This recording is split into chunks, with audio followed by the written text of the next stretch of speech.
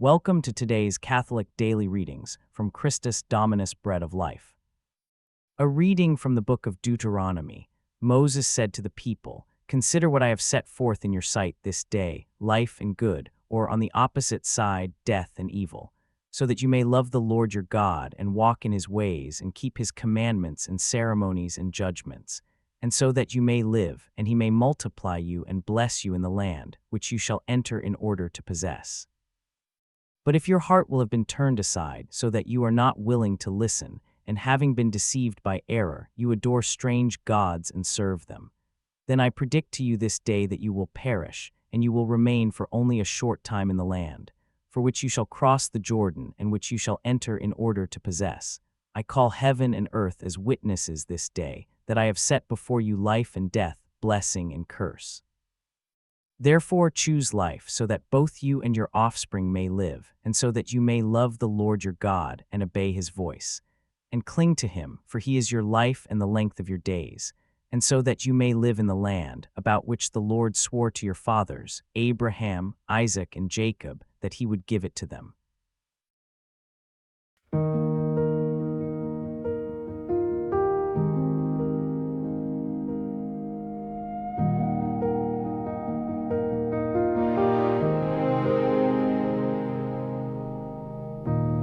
Bless the one who walks away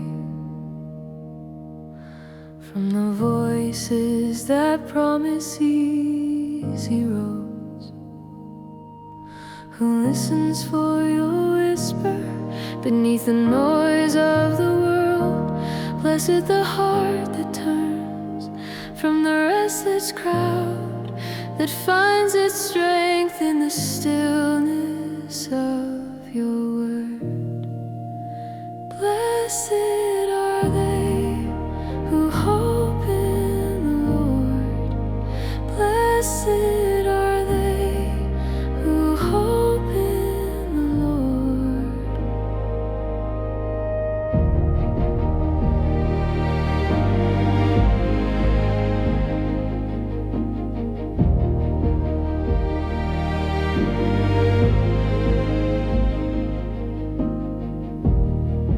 Like a tree beside the living stream,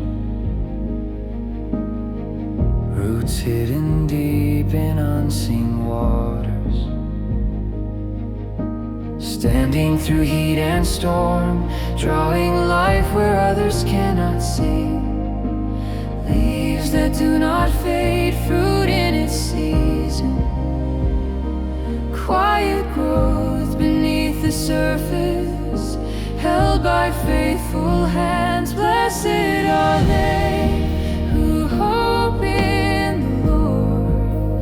Blessed are they who hope in the Lord. Not so the drifting heart, not so the soul without anchor, like dust carried by every wind, searching yet never finding rest. Past that promised freedom, vanish into shadow, footsteps fading into silence, echoes lost in time. Blessed are they who hope in the Lord. Blessed are they who hope in the Lord.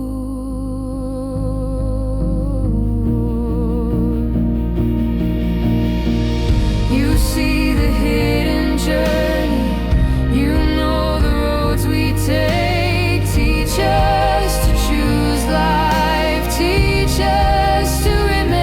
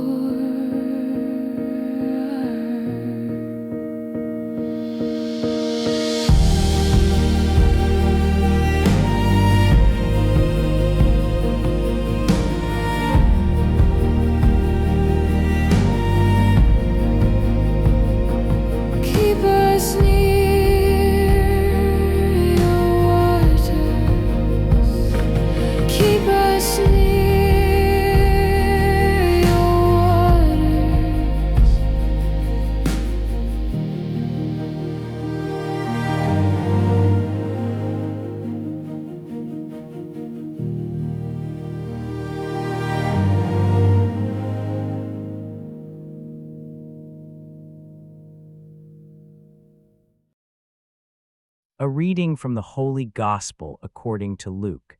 Jesus said to his disciples, "For the Son of Man must suffer many things, and be rejected by the elders and the leaders of the priests and the scribes, and be killed, and on the third day rise again." Then he said to everyone, "If anyone is willing to come after me, let him deny himself and take up his cross every day and follow me. For whoever will have saved his life will lose it. Yet whoever will have lost his life for my sake will save it. For how does it benefit a man if he were to gain the whole world, yet lose himself or cause himself harm?" Join us for today's reflection. Every morning you wake up and make the same choice again. You probably do not notice it. The alarm goes off, you reach for your phone, you scroll through notifications, you stumble toward coffee, you begin the routine. But underneath all of that automation, a decision is being made, a direction is being set, a path is being walked. Moses stands before Israel at the edge of the promised land and strips away all the complexity. "I have set before you life and death, blessing and curse. Therefore choose life." That is it, 2 options, 2 outcomes. Every day in 1,000 small decisions that feel like nothing, you are choosing one or the other. The genius of Moses is that he does not leave life as an abstraction. He defines it. To choose life means to love the Lord your God, to obey his voice, and to hold fast to him. 3 verbs, 3 daily practices. Love, obey, hold fast. And then this stunning phrase, "For he is your life." Not he gives you life or he leads you to life. He is your life. God is not a means to an end. God is not a tool for getting what you actually want. God himself is the destination, the prize, the point. Everything else is a means to him. This reframes everything about Lent. We give things up not because deprivation is holy, but because we are trying to clear space to see what we have been using as substitutes for the only thing that can actually satisfy us. We fast from food to discover how often we eat not from hunger, but from boredom or anxiety or habit. We fast from entertainment to discover how afraid we are of silence. We fast from comfort to discover how much of our life is built around avoiding discomfort at any cost. The psalm gives us the image, a tree planted by streams of water, yielding fruit in season, its leaf never withering. That is the person who has chosen life, rooted, nourished, fruitful, stable through every season. And then the contrast, the wicked are like chaff that the wind drives away. No roots, no substance, no weight, blown in whatever direction the wind happens to be moving. Which one are you becoming? Jesus takes this choice and sharpens it to a razor's edge. He has just told his disciples that the Son of Man must suffer greatly, be rejected, be killed, and on the third day be raised. And then, without pausing to let them process that bombshell, he turns to the crowd and says, "If anyone wishes to come after me, he must deny himself and take up his cross daily and follow me." Daily, not once, not at a retreat or a conference or a dramatic moment of conversion. Daily, every single morning the same choice. Will I deny myself or indulge myself? Will I take up the cross or avoid it? Will I follow Jesus or follow my own agenda? And then the paradox that inverts everything the world believes. Whoever wishes to save his life will lose it, but whoever loses his life for my sake will save it.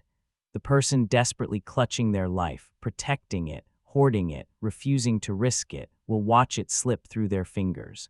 The person who opens their hands and lets it go for the sake of Christ will find it return to them, transformed, eternal. What profit is there for one to gain the whole world yet lose or forfeit himself? This is the question that haunts every achievement, every acquisition, every promotion, every victory. You can win everything and lose yourself in the process. You can climb to the top of every ladder only to discover they were all leaning against the wrong wall. Lent is 40 days to ask the question honestly, what am I actually gaining and what is it costing me? The choice Moses set before Israel is the same choice Jesus sets before you this morning. Life or death, blessing or curse, losing yourself to find yourself or saving yourself only to lose everything.